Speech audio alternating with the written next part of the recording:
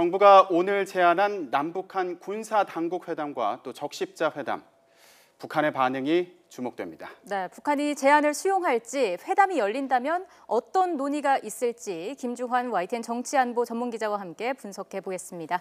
안녕하십니까? 안녕하세요.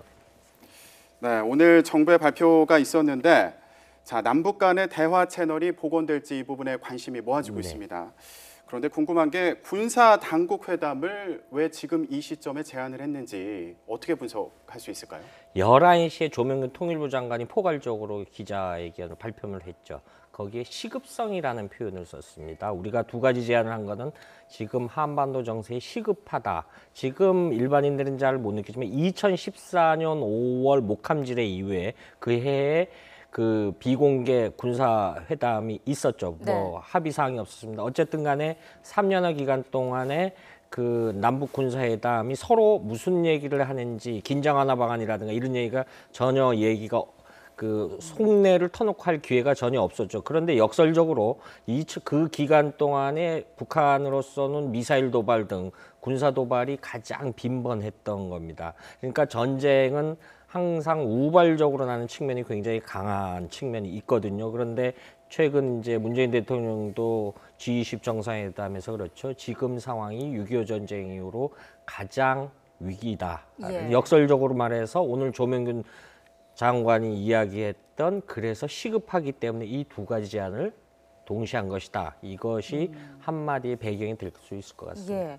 그런데 남북 군사회담의 경우에는 의제가 명확해 보이지 않지 않습니까? 어떻게 보십니까? 일단 의제를 특정을 지어내면은 거기 논의가 장애물이 많기 때문에 아침에 서주석 차관이 직접 발표를 할 때도 단계별로 보겠다. 북한이 어떤 반응을 하고 보겠다라고 했는데 이제 큰 틀에서 보면은 북한이 입장에서는 좀 북한이 껄끄러워한 게 우리 대북 확성기 방송.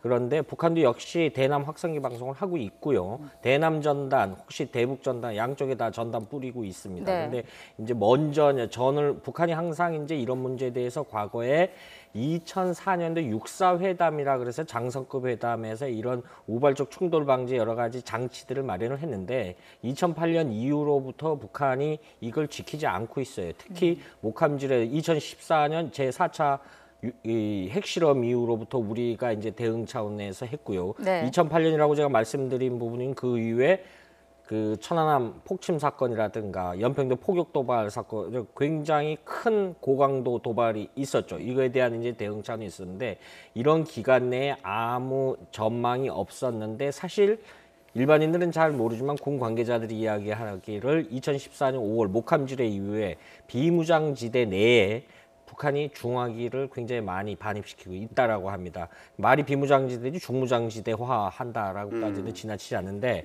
그리고 대인지뢰를 많이 매설해 놓고 있고요. 이런 측면에서 군의 입장에서는 이런 부분도 역시 재래식 우발 무기의 충돌 가능성을 좀 낮추기 있고 냉각시키기 위해서 이런 부분을 모든 걸 적대 행위에 포함시킬 수 있다라고 내부적으로는 얘기를 합니다. 이제 공식적으로는 아직 언급하지는 않고 있는 상황이죠.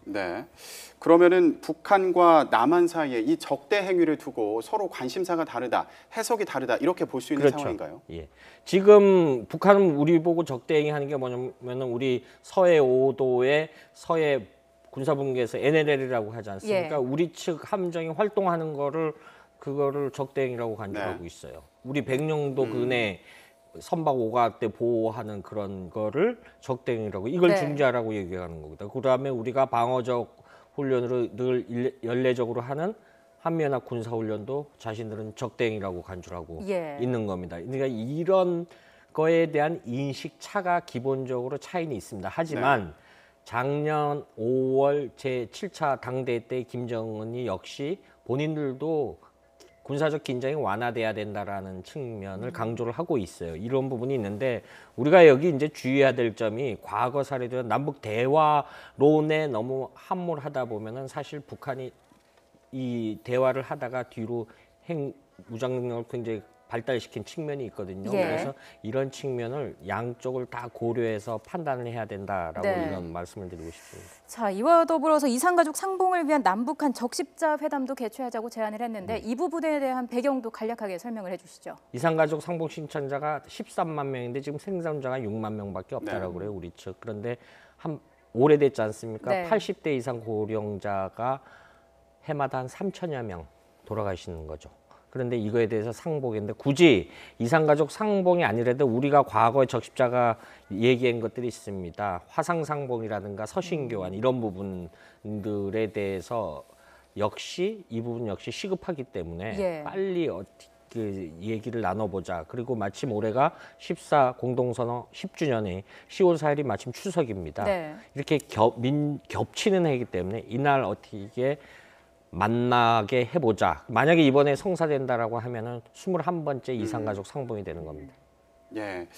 그러면 지금 가장 관심 가는 부분이 우리 정부의 이런 제안을 북한 측에서 받아들일 것인지 이거거든요. 어떻게 전망하십니까? 고심은 굉장히 많이 할 겁니다.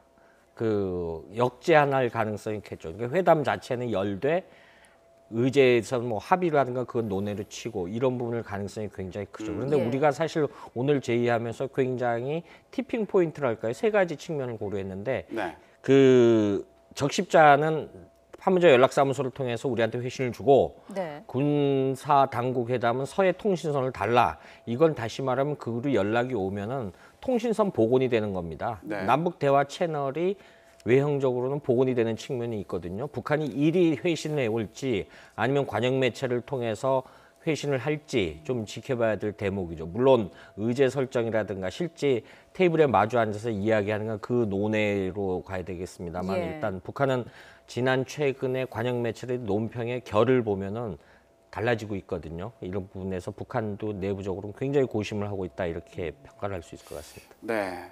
잠시 뒤에 정치 중계석에서 정부의 남북 대화 제안에 대한 여야 입장, 더불어민주당 이재정 의원 또 자유한국당 백승주 의원에게 들어보도록 하겠습니다. 네, 지금까지 김주한 기자, 수고했습니다. 고맙습니다.